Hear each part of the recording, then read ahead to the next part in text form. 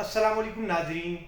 آج ہم آپ کو لے کر چلیں گے ایسی سرزمین پر جو صدیوں سے انبیاء کی جائے پیدائش رہی ہے، مگر وہاں پر آج مسلسل انسانیت کا خون بہایا جا رہا ہے۔ یہ ہے فلسطین۔ یہ ایسا خطہ ہے جو آج اسرائیلی ظلم، جبر اور بربریت کا شکار ہے۔ 1948 میں اسرائیل کا قیام ہوا اور 1948 کے بعد سے ہی آج تک جو فلسطین پر اسرائیل کا قبضہ ہے اور انسانیت سوز جو مظالم کا شکار ہیں، وہ ہزاروں فلسطینی جو ہے وہ اپنی شہادت کی قربانی دے چکے ہیں۔ بچے ہوں، بوڑھے ہوں، بزرگ ہوں، خواتین ہوں، وہ آج تک جو ہے وہ اپنی قربانیاں دے رہے ہیں، مگر اپنے موقف سے اور اپنا جو ان کا نظریہ ہے اس سے وہ آج تک پیچھے نہیں ہٹے۔ غزہ کی پٹی پر جو جاری مسلسل مظالم ہیں، اس کے خلاف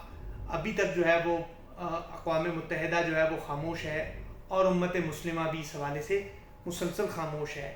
تعلیمی اداروں کا وہاں پر اس وقت جو صورتحال ہے، ہسپتالوں کی کیا صورتحال ہے، اور وہاں کے جتنے بھی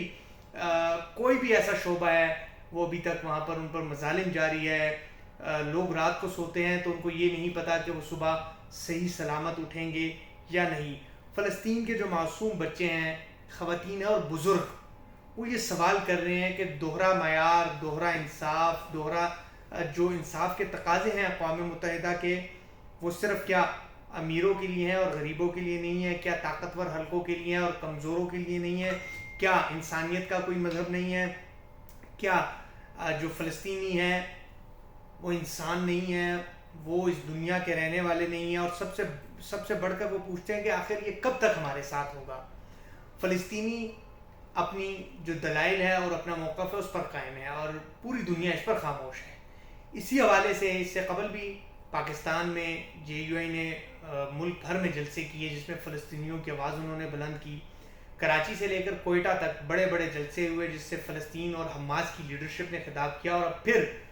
فلسطینیوں پر جو مظالم جو دن بدن بڑھ رہے ہیں اس سے متعلق اسلام آباد میں ایک قومی کانفرنس 10 اپریل کو پاک چائنا سینٹر میں طلب کر لی ہے۔ اس کانفرنس میں JUI کے سربراہ مولانا فضل الرحمان، مفتی اعظم وفاق المدارس العربیہ کے امیر مفتی تقی عثمانی، جماعت اہل حدیث پاکستان کے سربراہ پروفیسر سینیٹر ساجد میر،